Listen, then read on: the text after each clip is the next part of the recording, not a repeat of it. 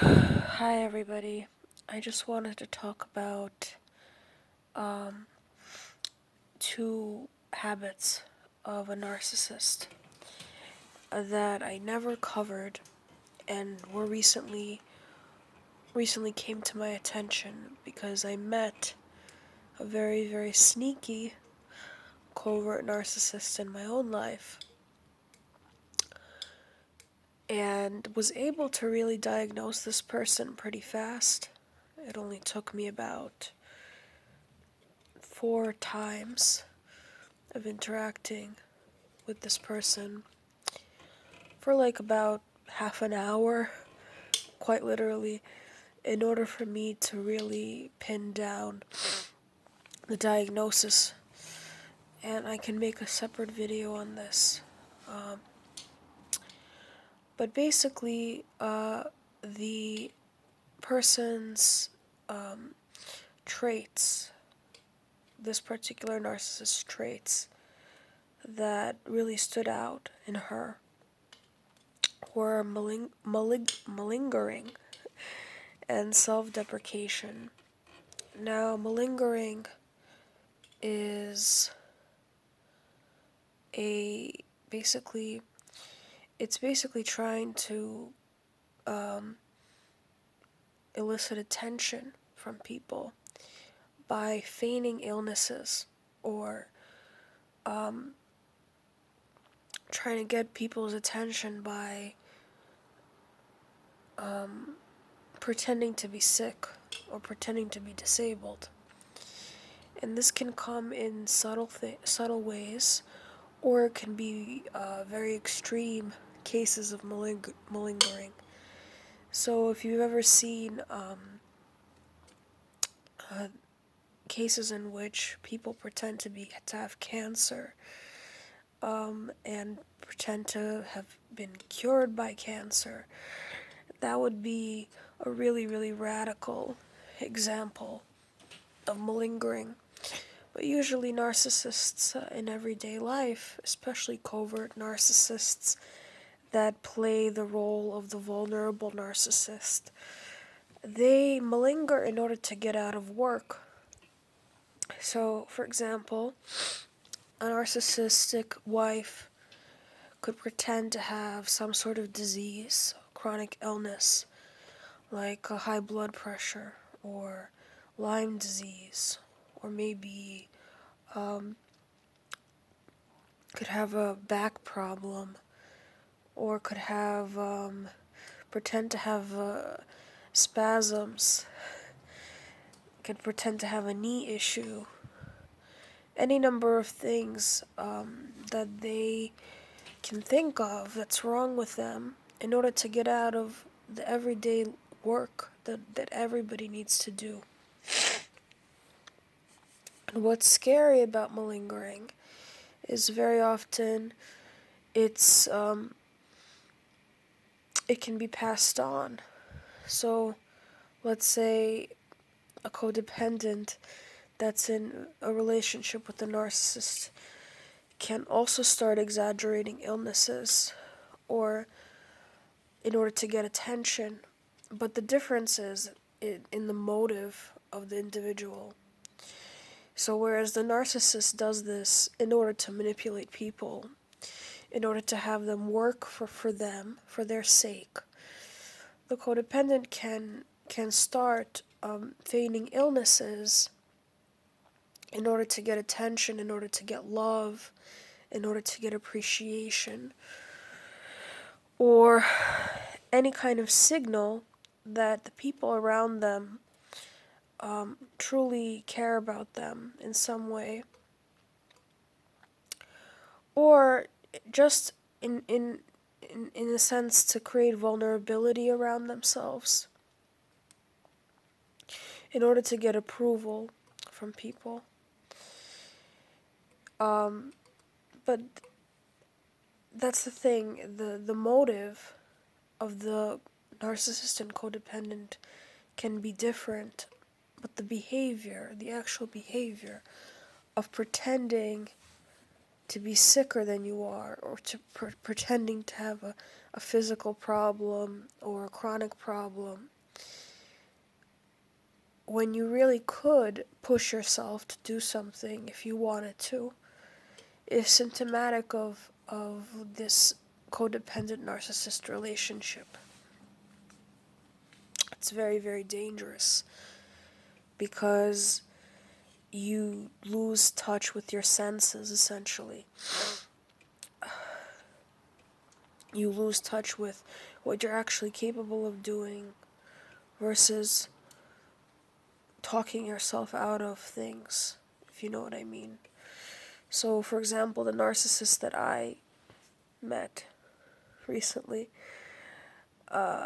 engaged in a lot of malingering and self-deprecation.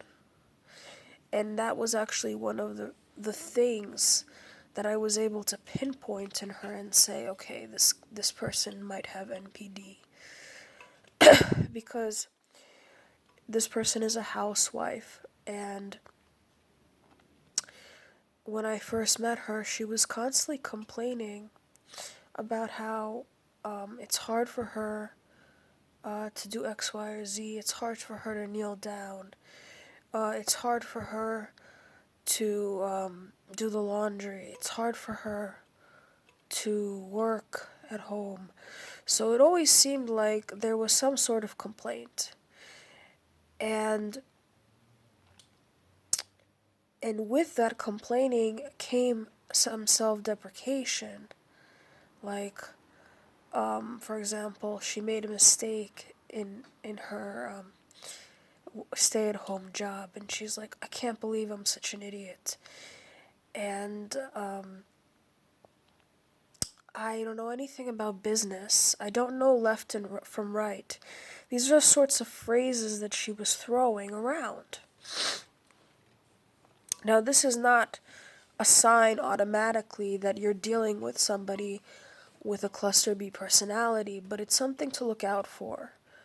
Because when people start throwing around self-deprecating comments, sort of punching themselves in the gut, I really believe that there's one of two things going on. It's either they are trying to win your trust, trying to convince you that they are vulnerable, and by convincing you that they are vulnerable, by engaging in malingering, they earn your trust and they earn your sympathy.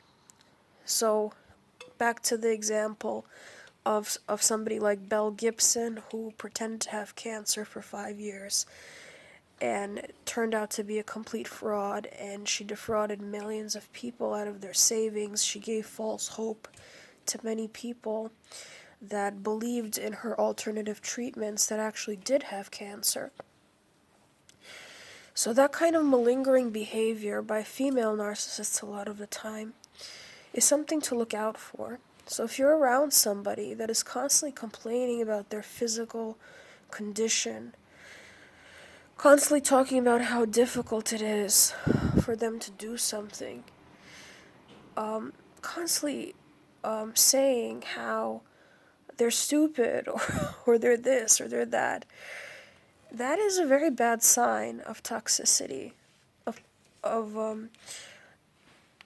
if not narcissism, then maybe they were trapped for a very long time in a codependent relationship, and they've just acquired this habit of trying to get sympathy for things that they shouldn't be getting sympathy for, and that's very dangerous. And so when I was dealing with this narcissist, and it's not the only symptom that she had a lot of passive aggression in her, and she was always fishing for information from me that was boundary crossing, and I could make a whole video about this. But all of the all of the red flags came together, and very fast I was able to put her in the cluster B category. Was able to distance myself emotionally, thank God. But it just specifically this kind of constantly punching herself up, beating herself up as a person, drew my attention to her as a possible toxic person. And you should do the same thing. You should, when you're meeting with a person, try to see if they get out of work by pretending to be hurting, by pretending to be tired, by pretending to be sick. Many female narcissists will sleep very late into the day and feign illnesses, say that their stomach hurts, say that they have sinusitis. They'll never push themselves in order to get well. They'll never find solutions for their illnesses. They just have these illnesses. And they are demanding. And the expectation is that you will take over whatever chore they have to do. You know? And this person's house was always a mess. And when I came to their house, they were constantly, saying things like, "Oh, I'm sorry, I don't want you to think that I'm a messy person," and they would pick 3 things up, and the house would still remain a mess afterwards. So, look out for this. Look out for all of these clues. Malingering. Just be watchful of people that are always sick, that are always hurting, that are always trying to seem like, "Oh my God, I'm so ill. I can't do this, I can't do that." And there's a high probability that they're trying to get you to sympathize with them so that you could take over and serve them. And they do it also because when a person is sick, you can't question their capacities. You can't question their decisions. It's unethical to question their decisions about not working because they are disabled, right? So if they're disabled and you're more able, then that's a great way of getting you to do their part for them. So anyway, that's just stuff that I had on my mind. I'm going to make a separate video about this person who was very, very crafty because she tried to throw out the cluster B diagnosis and pretend like she was a victim of that. But I was able to see through her behavior and to basically diagnose her as the person with the cluster B personality. So it's an interesting thing because it was a very interesting dynamic. I've never been in that situation where a person presented themselves as the victim of narcissism, but really turned out to be a narcissist or something of that nature. Very interesting discussion. Anyway, kisses.